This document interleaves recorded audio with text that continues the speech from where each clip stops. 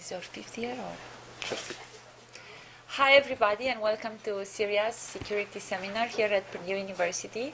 Our speaker today is Wahbeh Qardaji, and maybe some of you have seen Wahbeh before. He's actually a PhD student here working with Professor Ningui Li, and he is getting very close to graduating. So this is his fifth year. He's in the process of scheduling his PhD thesis. Today he's going to talk about one of the research topics that is part of his PhD thesis, and that is how to differentially publish geospatial data. And this is work that he will tell you it will appear in ICD 2013, like in April. So you guys, you're going to get to see a sneak peek, yes, of what's going to be in ICD. Wahbeh. Thank you, Christina. So, as Christina said, I'll be presenting some exciting new research we've been doing in the area of differentially private data publishing. And in specific, I'll be talking about some research we've been doing in the area of differentially private publishing of geospatial data, or location datasets, if you may. So I'm sure everyone here has a mobile device that has a GPS transponder. Most of us might use tablet devices that are GPS enabled. When we go out to our cars, we drive home, we might have a GPS navigation system in our car. And these devices, these phones, these navigation systems, these tablets, continually send our precise location to centralized servers. So every time we use the map application on our iPhones or on our phones, we're sending our precise location to some server. Every time we open Facebook, we update our status. The Facebook application might embed some location information. Every time we open Twitter, same thing happens. So this location information is logged somewhere on some centralized server.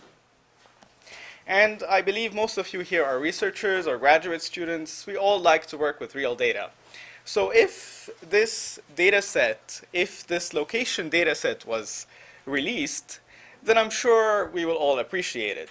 So if you release this location dataset to some business, this business might use the information it can data mine from this location dataset in order to enhance business intelligence.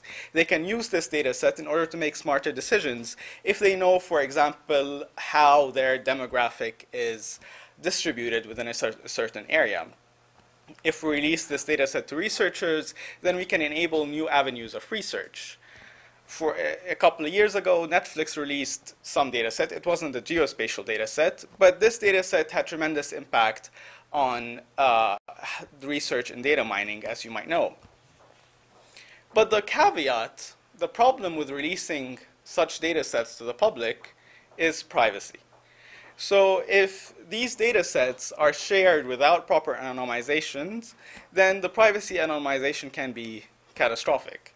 So you certainly don't want everyone in the world to know your location every time you open the Maps application on your phone, or every time you get in your car and you enable your GPS device. So in my talk, I'll discuss methods of releasing such geospatial datasets without compromising the privacy of any data constituent, of any particular individual whose location appears in this data set. So let me start by giving a very simple example. Let's say this is a geospatial data set. We have 5 people. We know their exact coordinates. I think we can all agree that we do not want to release the data set as is. If we release this data set, then we know, oh, Tom was here at this specific time, Lisa was there, Eve was there, and so on. So one simple method to anonymize this, you might say, is, oh, let's remove all personally identifying information. Let's remove everything that we can use to identify a particular individual, and let's just publish their coordinates. Let's just publish this. So this offers a larger level of privacy, sure. But if you look more into the level of privacy, you realize that this privacy crumbles under even the very slightest scrutiny. So let's say some malicious adversary or someone else for that matter, knows that Lisa lives in that boundary, which I indicate by a circle on the slide. If you know that, and you know that Lisa, for example, lives alone, then you can say, oh, then this point must be Lisa. And now, if I'm her boss, I know that Lisa, who pretended to be in the hospital, is at home watching movies. So I've obviously compromised the privacy of Lisa. So let's not do this. Let's think of another way to release this data set. Let's say, okay, I don't want to release the exact coordinates. Instead, I want to find a way to partition this data set into in some manner. And then instead of releasing the exact coordinates, I'm going to release aggregate counts. So instead of releasing these x's here, I'm just going to release numbers. I'm going to release 2 indicating that there are 2 people there, 1 indicating that there's 1 person there, and so on. So this, again, offers a greater level of privacy. But is this privacy good enough? Well, the answer is no. The reason this does not offer significant levels of privacy is outliers. Let's say we know that Eve lives in this very exotic location. Let's say Eve lives in the middle of a cornfield. There are no people within a 2-mile radius around Eve. Then I know that if this area in my map refers to a cornfield or is close to where Eve lives, then I know that this one refers to Eve. And I've compromised the location of Eve. So we do not want to just release the data set in an arbitrary manner. We want to impose some very significant or very strong privacy definitions before we release this data set. Enter differential privacy. Now, differential privacy has been a very hot topic in the privacy arena. It was introduced 10 or so years ago, and it's becoming the de facto standard for publishing data sets or for performing private data mining on the data sets. And before I tell you how we're going to use differential privacy in order to anonymize geospatial data sets, let me describe what differential privacy is. So differential privacy tries to give you worst-case privacy guarantees. It tries to say, I will afford you the luxury of not being in the data set when I release this data set. So if I have 2 data sets, one with your location information in it, and one with your location information not in it, then I will probably release the same information. And we can characterize this by this mathematical inequality on the slide. The probability of 2 data sets, the probability that I release the same thing given 2 data sets that differ on one tuple only is bounded. It is bounded by a small multiplicative factor. And this multiplicative factor is determined by e to the epsilon. Here we refer to epsilon as the privacy parameter or the privacy budget. A smaller value of epsilon gives you greater privacy, whereas a larger value of epsilon gives you worse privacy. So the next question is, well, how do we use this mathematical formula in order to release data sets or to compute functions while satisfying it? So let's say we have some function that we wish to compute in a differentially private manner. We can, if this function releases some integer, some fraction, some real number, then we can simply add noise to this number, and we choose this noise carefully such that we guarantee the privacy of any individual in the data set from which we are computing this function. So how can we choose this noise in a way to guarantee privacy? Well, we can add noise proportional to the maximum change any particular individual can make on the data set. So let's say I'm trying to count the number of people in this room. If one person chooses to leave this room or chooses not to come here today, then the change in the count will be bound by 1. So instead of reporting 15, I'm going to report 16. And so I can add noise, which is sampled from the Laplace distribution with scale proportional to 1.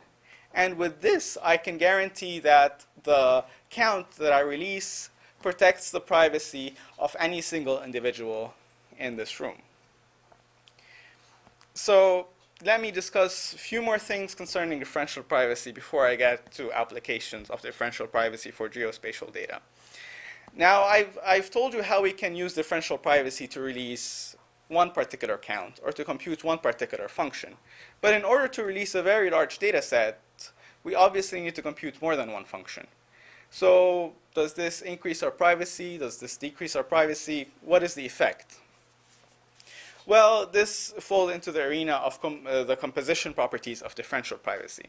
So if I have two differentially private functions that I wish to compute over my data set, and these two functions use portions of the data set that overlap, then the effective privacy budget, or the effective epsilon that I am satisfying for differential privacy, will be the sum of the individual epsilon.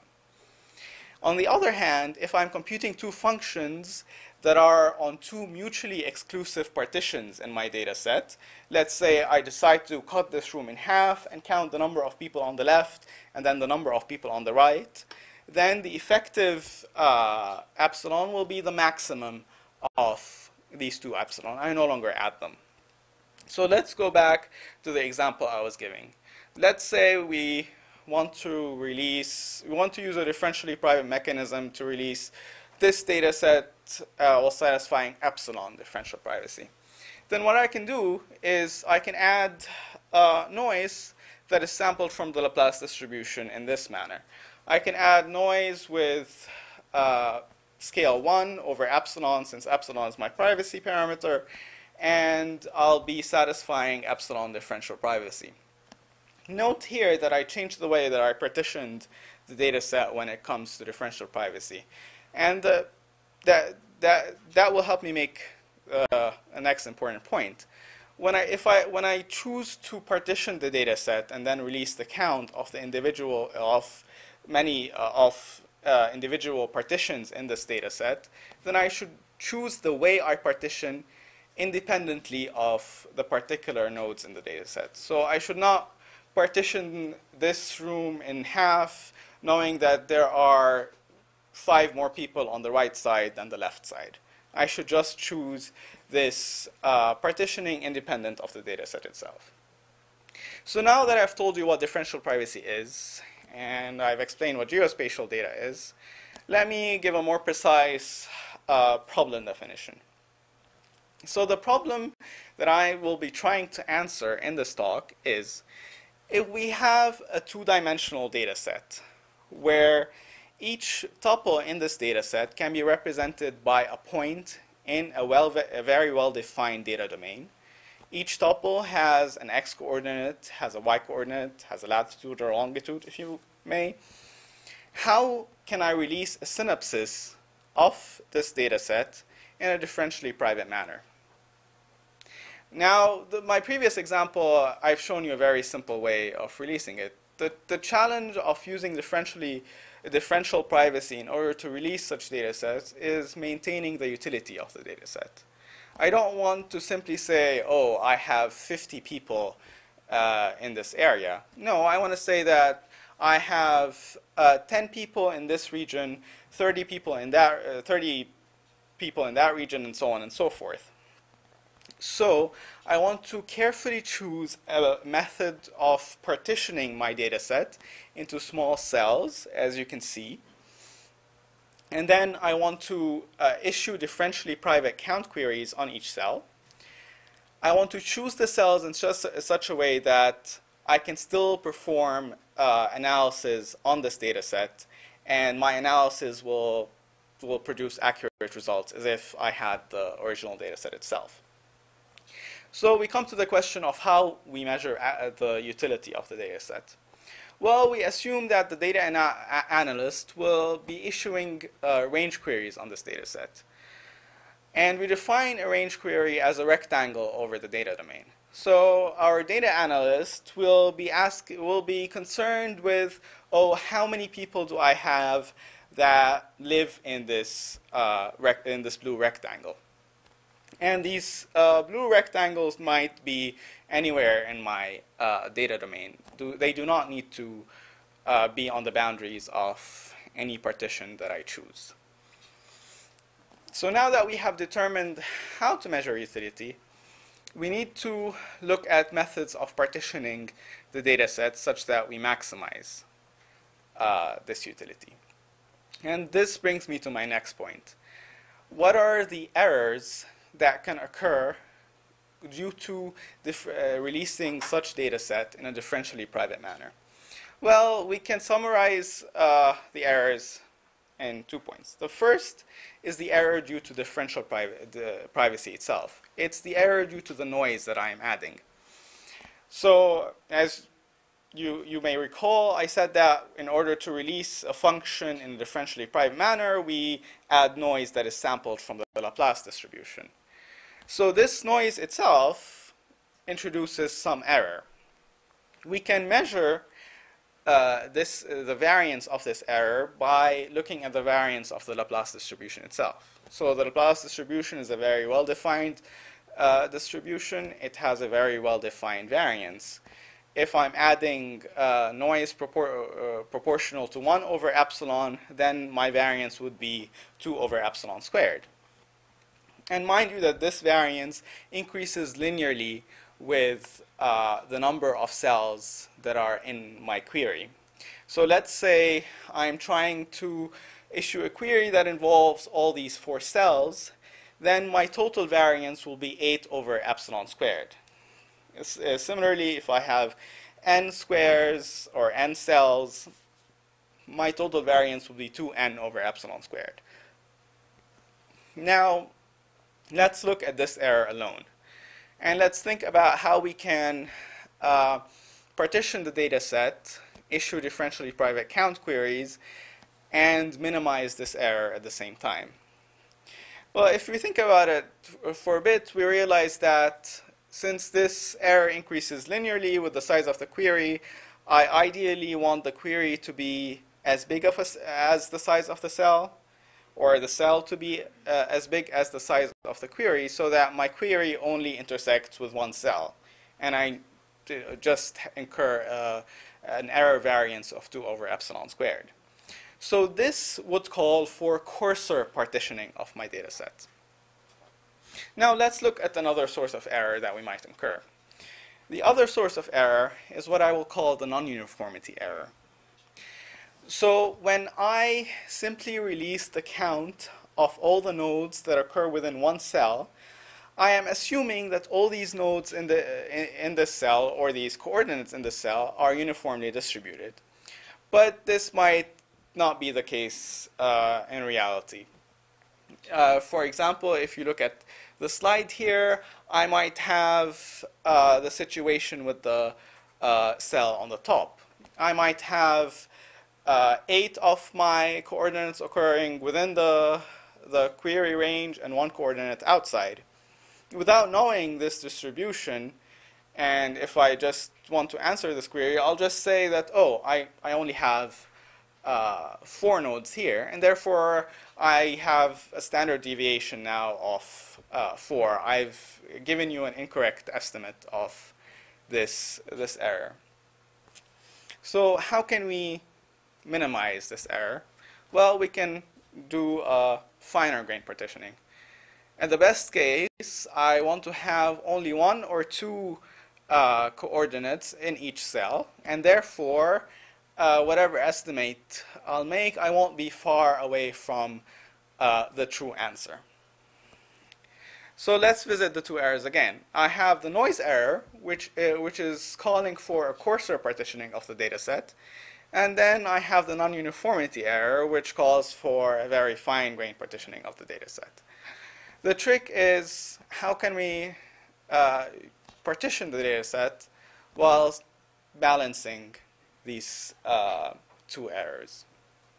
I have transferred the problem into something similar to an optimization problem. But before I tell you what our method is, let me describe a few methods that have previously been proposed in this area. Now, previous approaches have tried to build a hierarchy over the data domain. What they do is that they employ recursive partitioning. They partition the data domain multiple times. So they choose an axis, they partition on that axis, they issue count queries, and so on and so forth until some condition is satisfied. And then you issue count queries at different levels of granularity. So the very top level, you know the total count in the data set. The level below it, you know a very coarse grain count. And at the leaves, you know very fine grain counts. So let me give an example of this recursive partitioning approach. One very prominent example tries to borrow a data structure from the database community. It tries to borrow a spatial indexing data structure called a KD tree.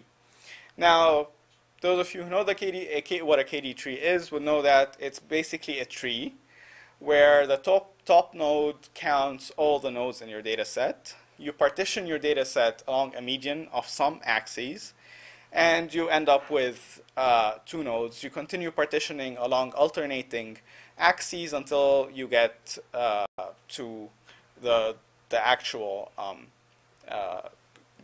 nodes themselves. So let me give an example real quick. Let's say we have this data set with 15 points. First differentially private query I ask is, what is the total number of points? I get 15. This is my root node. Then I choose the median along some axes, in this case the x-axis. I get 2 regions. I issue 2 new differentially private queries, and so on and so forth, until I satisfy some condition or until I run out of privacy budget. So this seems good, but the caveat behind KD tree is that we need to divide our privacy budget. We need to divide our epsilon among all the levels in the tree. Furthermore, at each level, I cannot use all the epsilon dedicated at that level to issue a count query. I need to use this epsilon to issue a query for the median, because I cannot know the median in a non-differentially private way. And then I'm going to use the remainder to issue a count query. So I'm utilizing my privacy budget. I'm decreasing the epsilon I use for each differentially private query, and therefore I am increasing my noise error. So let's try not to do a query for the median. Let's say we want to do fixed partitioning at each level. And this is something similar to what's called a quad tree. A quad tree tries to divide the data domain recursively into 4 quadrants at each level. So at the very top level, I divide the whole domain into 4 regions. I issue 4 differentially private queries. And then I divide each subregion into 4 quadrants as well, more differentially private queries, and so on. And then I stop when the tree reaches a specific depth. Previous literature has shown that a tree of depth 10 produces reasonably good results. But let's think about that for a second. Well, I just said that in order to decrease our non-uniformity error using the quad tree approach, it has been shown that a tree of depth 10 gives more or less a reasonable approximation. This means that I'm taking my epsilon and I'm dividing it across 10 levels. And this means that each differentially private query I have uses 1/10 of my whole privacy budget. And I have therefore increased the noise variance by a factor of 100 at each level. So this might not be ideal. Sure, we can use some fancy techniques like constraint inference and other stuff in order to decrease this error, but we are still increasing the noise error at each level substantially. But those of you who are familiar with differential privacy might say, oh, but this technique works well for single-dimensional data sets. And I totally agree. Level of depth 10 works very well for single-dimensional data sets, but I would argue that it doesn't really work that well for two-dimensional data sets. Let me real quick try to tell you why I think this is the case. Let's look at a one-dimensional data set, and let's say I'm recursively dividing my one-dimensional domain. Let's say here I'm dividing these 8 cells into groups of 2. And then I release, I build a tree, I issue count queries at each level of the tree, and then I release this data set. Some data analyst might wish to compute a range query over this blue area right here. And he would use, for the very middle cells, he would use cells that are higher up in the tree in order to answer the query. And therefore, instead of using 4 cells, he might end up using only 1 cell.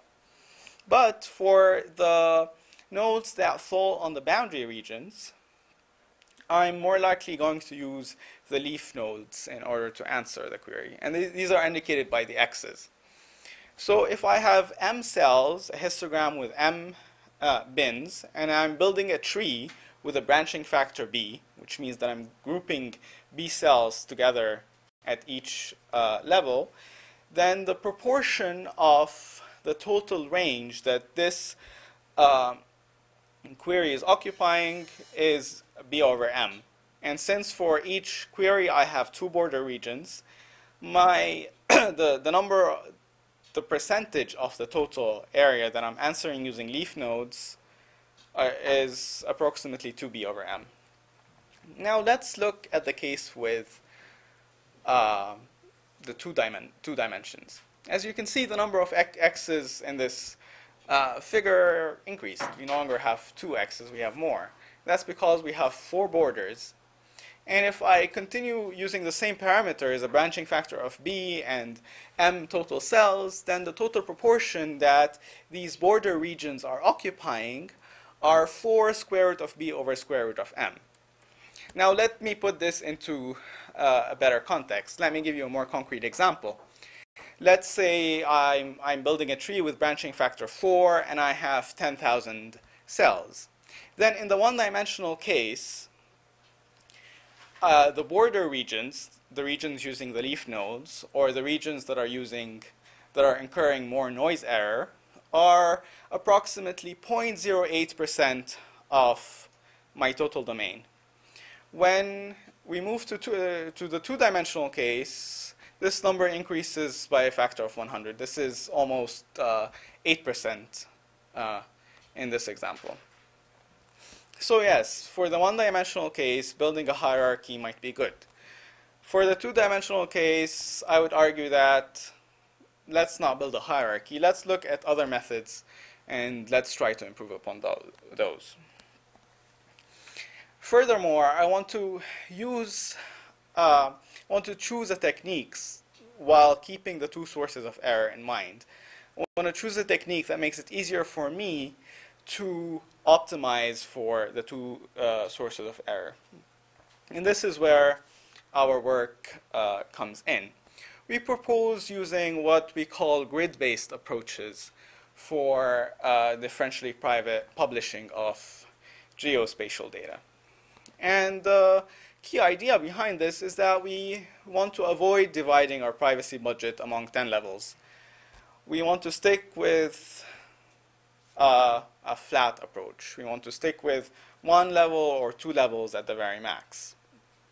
And we want to choose the way we partition the data set, the way we choose our individual cells in order to minimize the noise error and the non-uniformity error. So let me start with a very simple approach. We call this approach the uniform grid. Now this approach is by no means new. This is a direct application of differential privacy.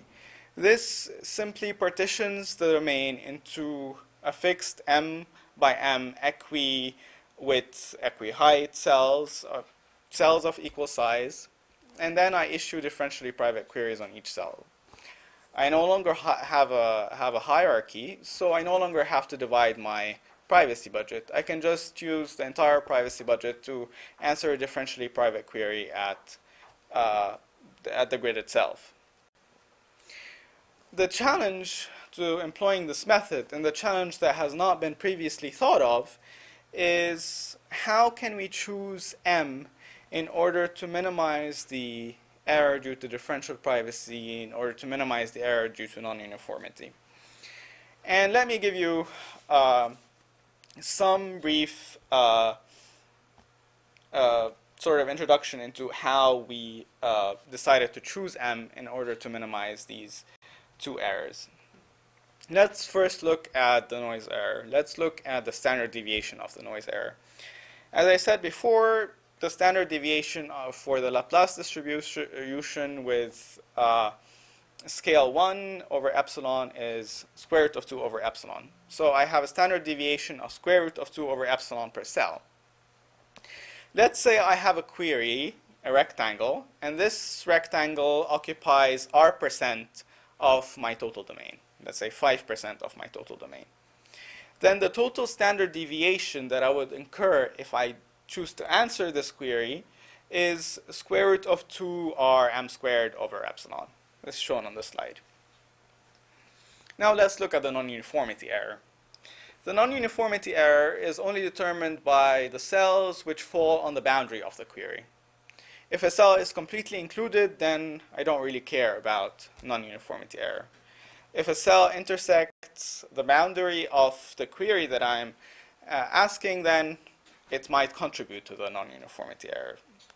So if I have a query that again is asking for 5% of my domain, then the proportion of this that are occupied by border cells are square root of 5m, or square root of rm. And the standard deviation of the non-uniformity error can be approximated by the total number of points in that cell. We can approximate that by just dividing the total number of points in the whole data set by the total number of cells that we have. So we can approximate it by this number right here on the slide, square root of r n, which is the total number of points in the data set, over m, and then I have some small constant factor that represents the the distribution of points in the data set itself. So the next step is to choose a value of m that minimizes both the noise error and the non-uniformity error. So I've turned this into an optimization problem. I want to choose the smallest m such that this sum is minimized. And it turns out that the best m to choose would be square root of n epsilon over c, where c is some small constant greater than 1. In our experiments, we have seen that choosing this constant to be around 10 is good for most data sets. In reality, any value of c that is between 0 and let's say 20 or 30 should give you more or less good results. So you might interject here and tell me, oh, you're using n. N is the total number of points in the data set. This is not public information. Well, if the total number of points in the data set is not public information, then you can issue a differentially private query in order to get n. You can use a very small portion of your privacy budget in order to get this n. And since this is an approximation, you would still get m within a good range or the ballpark that you want. Now this is good, but this is not the best method. The problem with this method is that it treats all regions equally. So if a region is very sparse, then I'm very likely going to over-partition that region. I'm going to get cells that have no points in them, and I'm going to increase my noise error because I'm just going to be adding Laplace noise to 0, and I'm going to get some random number that I have to use in my analysis. on the other hand, if some region is very sparse, then I might under-partition. I might have 500,000 nodes in this very small cell, and this would just throw off my non-uniformity error. So I don't want to do this. Let me give a quick example to show why this might be not beneficial. Let's say my data set looks something like this. I have this one point on the corner in my data domain, and then I have a lot of points in the other corner. If I decide to do a uniform grid approach, I might end up with a grid that looks like this. As you can see, I have around more than 10 cells that do not have any nodes in them, while I have 1 or 2 cells that have a very large number of points in them, and this is not ideal. Technically, I want that cell to be a very coarse-grained partition, while I want this other region to be a very fine-grained partition. And this type of data is very prominent. I'm not just making up this example. So this is a visualization of a real-world data set that we got from check-ins in a social networking site. And you can more or less tell where the continents are. You can see that, a lot of people are checking in the US, a lot of people are checking in Europe, but not so many are checking in Africa, in Asia, and so on. So we want to choose our partitioning, or choose how to partition in a better way. And so we introduce a more adaptive method of partitioning, which we call adaptive grids. The main idea behind adaptive grids is that we want to adapt the level of partitioning based on the number of data points in that region. So if a region is very dense, we want to use finer grained partitioning. If it's sparse, a coarser grained partitioning. So how can we do that? We can easily achieve this by just having 2 levels of partitioning. So first, we get our data domain, and we divide this data domain in a very coarse manner. We lay a very coarse grid of a specified size, and we issue differentially private count queries using some proportion alpha epsilon of our privacy budget. Then, based on this noisy count that I get in this very coarse level, I choose how to partition that further. So if my noisy count is very large, I'm going to choose smaller cells in my second level partitioning. If it's small, I'm going to choose larger cells. So if we go back to that example here, we might, at the very first level of partitioning, we might choose to divide this into 4 quadrants. Now we know that, we have a very dense region and we have a very sparse region. So my second level partitioning can take that into consideration. And this will help me decrease my non-uniformity error without increasing my noise error. The challenge here is, again, how do I choose the granularity of the first level of partitioning, and how do I choose the granularity of the second level of partitioning? Let me start with the second level. But before I do that, let me describe a method that we do after we get the counts at the coarse level and at the first level and the counts at the second level. Since we are issuing redundant queries, if you may, since we're issuing a query for this big rectangle right there, and then we're issuing a query for the very small rectangles, and the sum of these small rectangles should equal the sum of the larger rectangle, we can apply a fancy technique that has been proposed in the literature in order to decrease the variance by using the redundancy I have from the variance of the big cell and the small variances of the little cells. And while I won't go into details as to the optimization that's done here, I'll just give you a brief overview of what this method is. This method is called constraint inference. We basically just use a weighted average of the count at the very small cells in addition to the count at the larger cells in order to improve the count at the larger cell. And then I make sure that the sum of the small cells equal the sum of the larger cells. And this is basically done by applying a very simple mathematical formula using parameters that can be calculated. And I'm not going to go into too much detail with this. Instead, I'll just focus on the adaptive grids, and I'll focus on how we choose the first level partitioning, how we choose the second level partitioning. And I'm going to start with the second level partitioning. So let's think about a query that we're trying to answer that we want to use second level cells for, or leaf cells for. If we're going to use the leaf cells, then we know that this query would include up to M2 minus 1 rows or columns, where M2 is the granularity of the second level partitioning.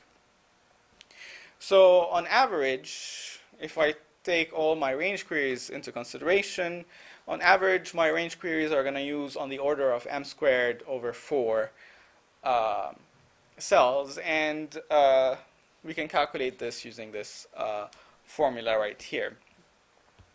So I know that the average noise error per cell is determined by my privacy budget and by the Laplace noise that I'm adding. And I know what my non-uniformity error is because I more or less have a good estimate of what I expect the number of nodes in each cell to be.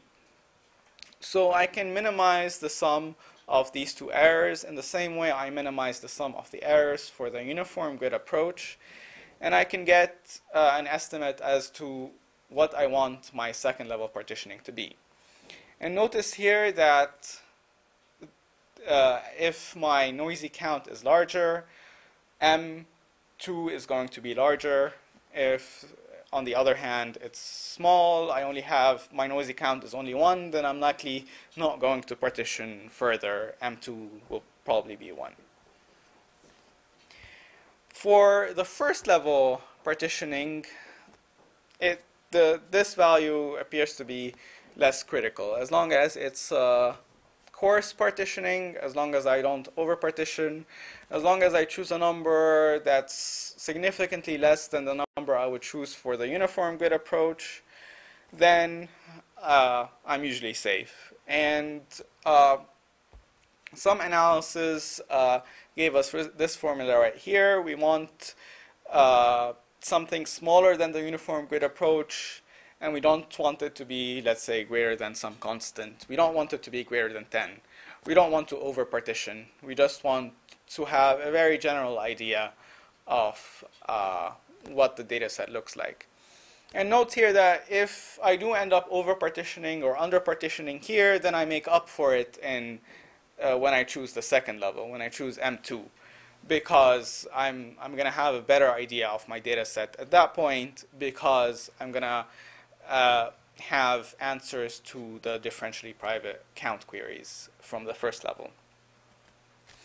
So let me talk more about the efficiency of the grid approaches. So in order to implement the uniform grid approach, I only need to do one pass of a data set. I know the number of points. I just need to count the number of points in each region. It's order of n complexity.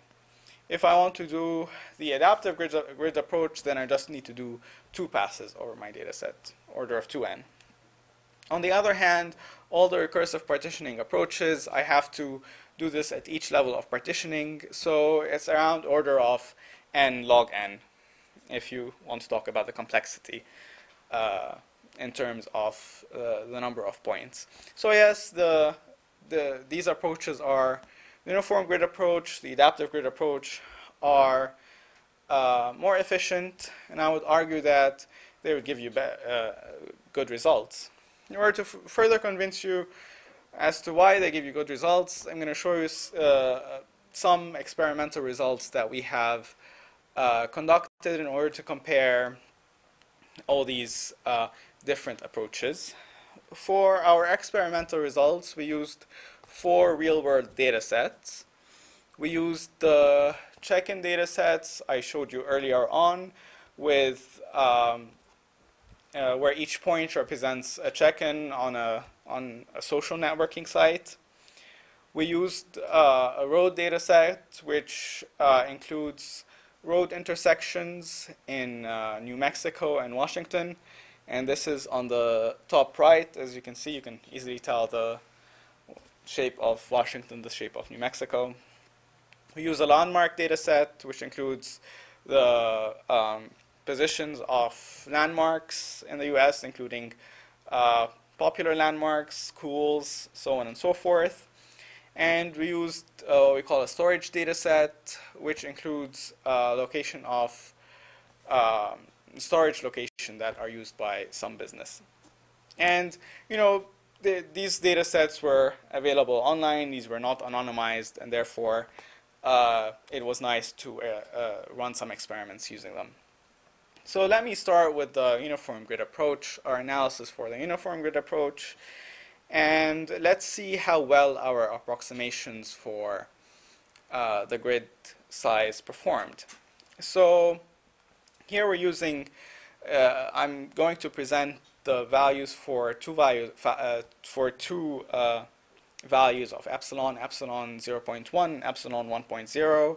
0.1 gives you better privacy guarantees.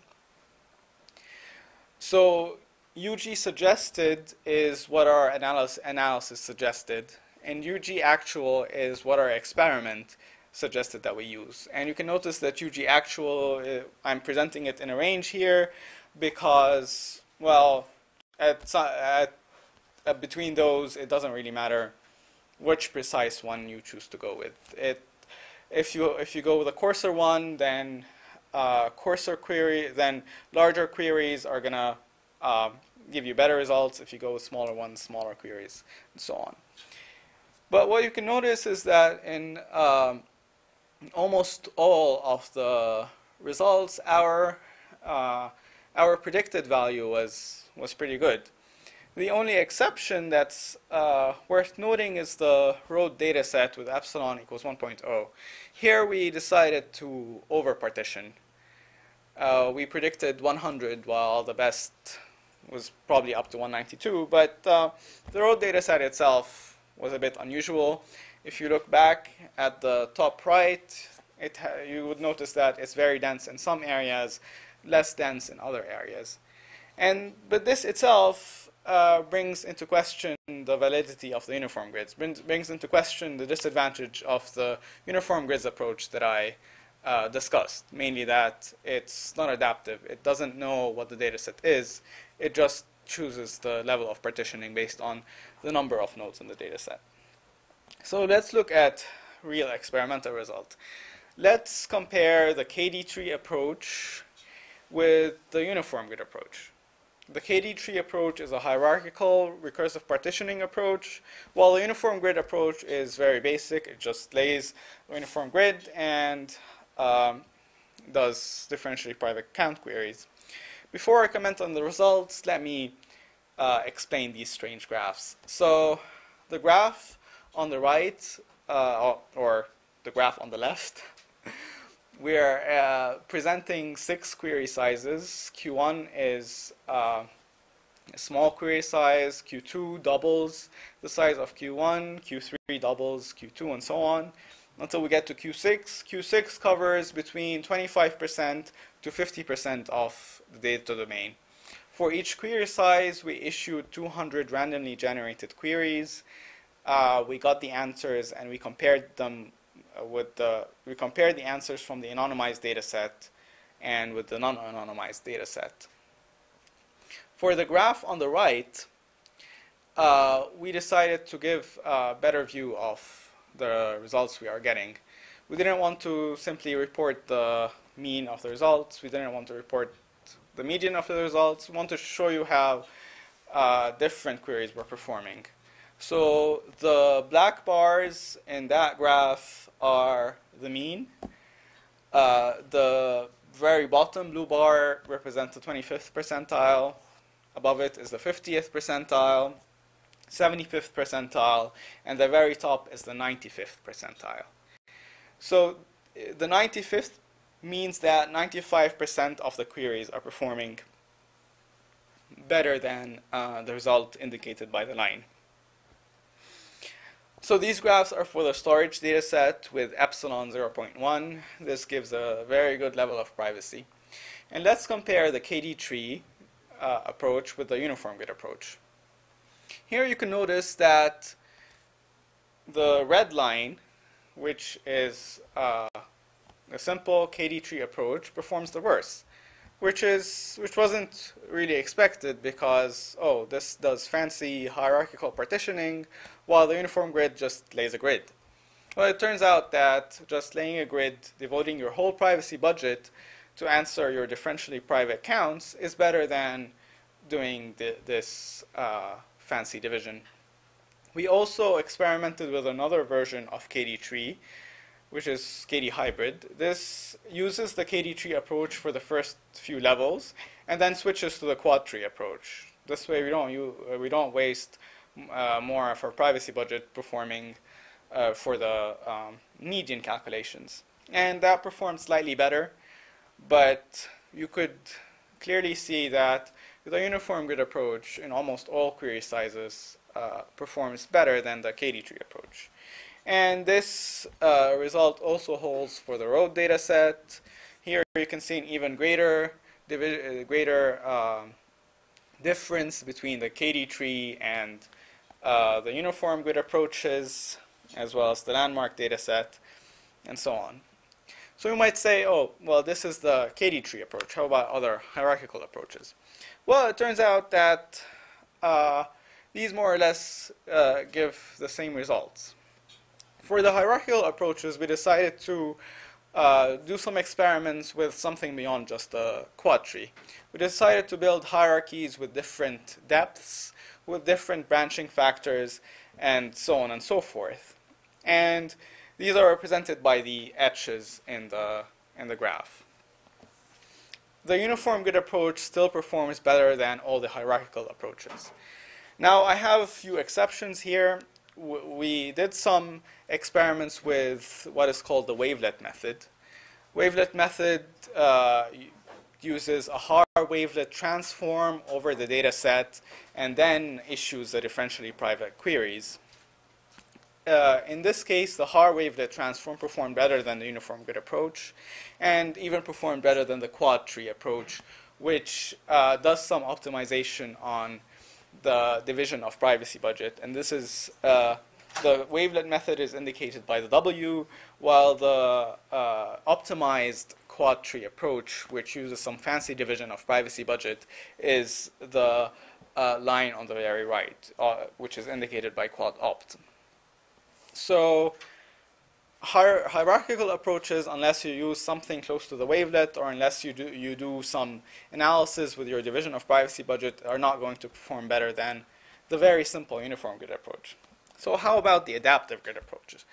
Does it live up to the results if we compare it with the uniform grid, with the hierarchical methods, with the wavelet methods? It turns out that the answer is yes. So for each of these graphs, we took the best uniform grid parameters. We took the best parameters for the hierarchical approaches. In most cases, they were the parameters for the wavelet method. And then we did some analysis for the best parameters of the adaptive grid approach, and we compared our results. And it turns out that the adaptive grid approach is still able to reduce the relative error by a very significant amount. And this holds for various data sets, as you can see by my graphs.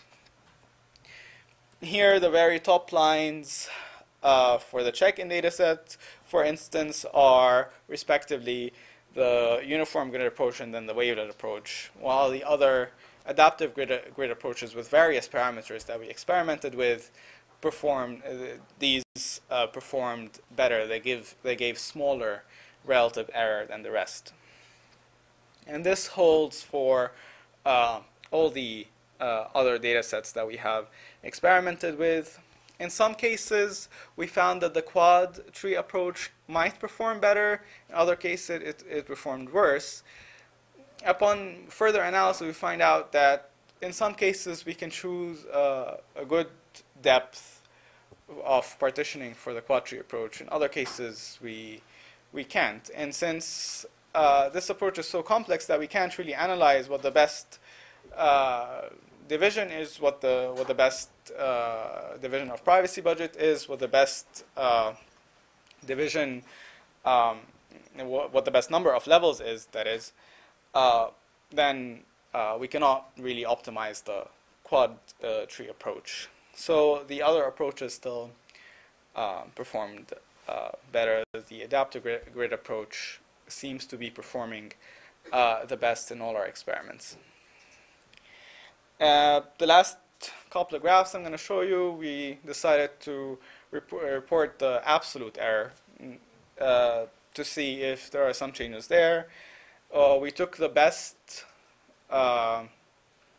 the best parameters for each method, the best parameters for the KD tree, best parameters for the quad tree, uniform grid, adaptive grid, and so on and so forth. And as you can see, for all the data sets, the results seem to indicate that the best approach to use is the adaptive grid approach. And this stems from the simplicity of this approach. This stems from our ability to analyze what the best parameters for this approach is. Let me just summarize what I've presented before I take any questions you might have. So, in my talk, I've tried to analyze the effect of dimensionality on hierarchical methods, how this relates to geospatial data publishing two-dimensional data sets. Now, we've tried to analyze sources of error due to two-dimensional differentially private data publishing, or synopsis, releasing a synopsis of the data set. We've identified the noise error and the non-uniformity error as the errors that are contributing most towards the errors in data analysis. We've proposed very simple methods, the adaptive grid method and the uniform grid method, that seem to be performing better than most hierarchical approaches. And this is basically all I have. I'll be happy to answer any questions. No question.